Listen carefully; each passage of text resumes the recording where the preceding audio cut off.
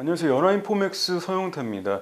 오늘 상하 이코노미는 오늘 마침 양회가 시작됐으면서 양회 관련해가지고 뉴스를 좀 읽어드릴 거고요. 일단 차이신이 쓴 기사를 준비를 했는데요. 제목을 읽어드리자면 양회의 경제관심사를 해석한 그런 분석 기사인데 성장률 목표 그리고 정책의 정상화 그리고 145 계획에 대해서 좀 포커스를 맞춰서 다뤘습니다. 일단 중국 경제가 이제 코로나 팬데믹 이후에 회복하는 첫 해입니다. 그러면서 올해는 중국의 거시 정책이 점차 정상화될 것으로 전망이 되고 있는데요. 양회에서 관련한 디테일이 드러날 것이라고 차 씨는 말했습니다. 작년에 2003년 이후로 처음으로 작년에 이제 양회에서 보통 한 해 성장률 목표치를 제시를 하는데 미설정했어요. 설정하지 않았습니다. 그러면서 이제 올해는 어떨까 좀 주목을 갖고 있는데요. 2020년 4분기에는 6.5% 성장을 했고요. 그러면서 코로나 전 수준을 넘었고 2021년은 기저효과가 좀 작용을 해가지고 8% 이상까지 오를 것이다 이런 전망도 나오니까요. 올해 그래서 목표를 뭐 일단은 양회에서 낼까 말까 뭐 이러한 좀 추측들이 엇갈리고 있는데 여기에 대해서는 UBS 같은 경우는 만약에 목표치를 일단 제시를 하지 않을 것을 일단은 봤고요. 그리고 목표치를 제시를 하더라도 어떤 범위를 제시를 할 것으로 봤습니다.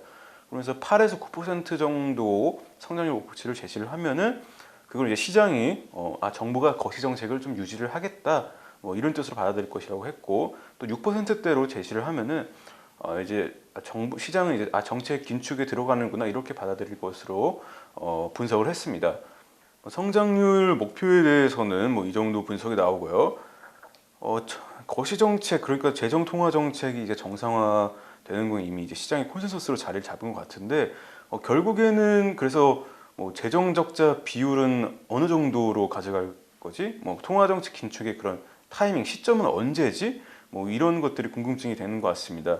일단 재정 적자 비율에 대해서는 GDP 대비 재정 적자 비율에 대해서 UBS, 모건 스탠리, 노무라 등 이런 외국계는 재정 적자 비율이 한 3% 정도 떨어질 것으로 전망했습니다. 작년에는 3.6% 이상이었는데 그 이유가 작년에 이제 코로나 팬데믹 때문에 정부도 이제 부양을 하기 위해서 자금을 좀 조달하면서 채권을 많이 발행했기 때문이고요. 올해는 그런 채권 발행이 없을 테니까 중단할 테니까요.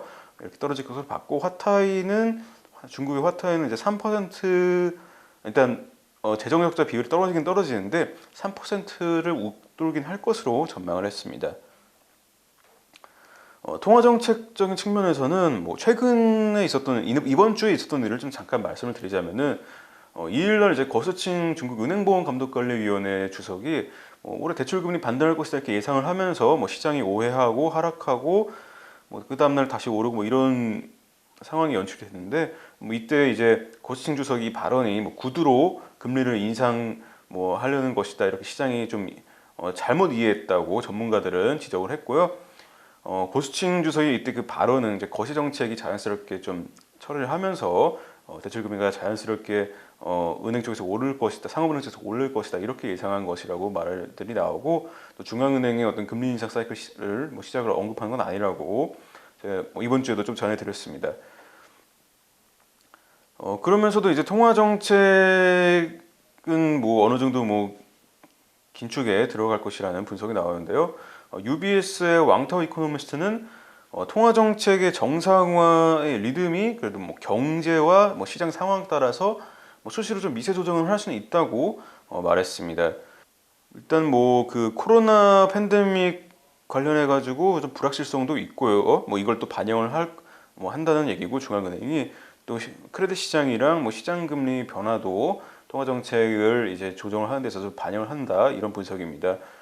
그리고 UBS는 이제 물가가 좀 오르고 있지 않거든요. 중국의 뭐 소비자 물가지수가 좀 소비가 살아나지 않으면서 오르고 있지 않은데 뭐 그런 이유 때문에 통화 정책에 영향을 미칠 주요 변수는 정부가 이제 중국의 뭐 자산련 가격 리스크라던가 뭐 기업 부채 등 레버리지를 어떻게 관리해 나갈 것이냐에 달려 있다고 하는 겁니다. 이제 정부가 이런 리스크 레버리지를 좀 강하게 좀 관리에 나서면은 뭐 통화 정책도 긴축을 좀 더 많이 할 것이고요.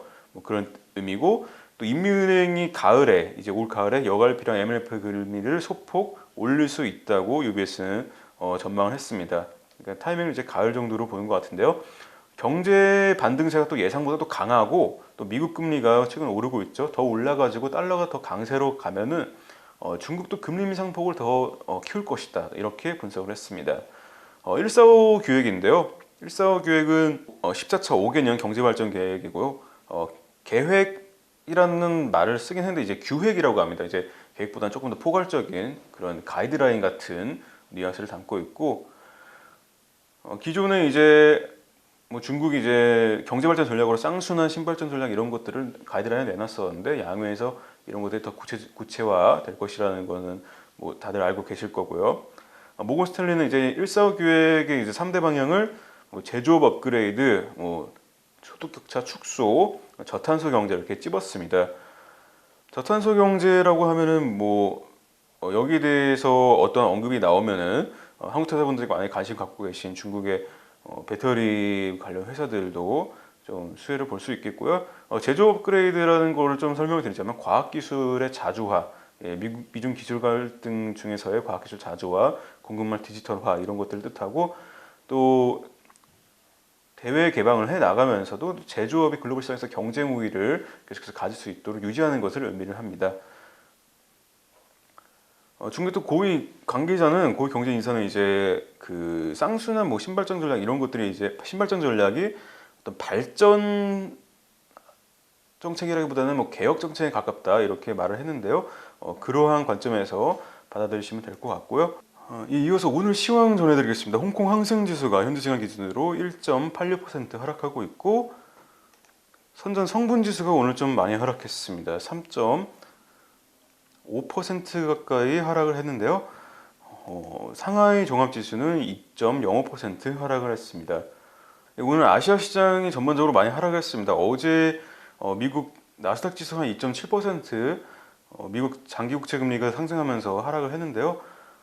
에너지랑 뭐 금융주는 올랐는데 그래도 뭐 기술주가 많이 하락을 하고 또 장기 국채 금리가 오르는 데 따른 어떤 경계감에 중국 시장도 많이 하락했습니다. 오늘 준비한 내용은 여기까지이고요. 내일 다시 찾아뵙도록 하겠습니다. 연화인포맥스 서영태였습니다.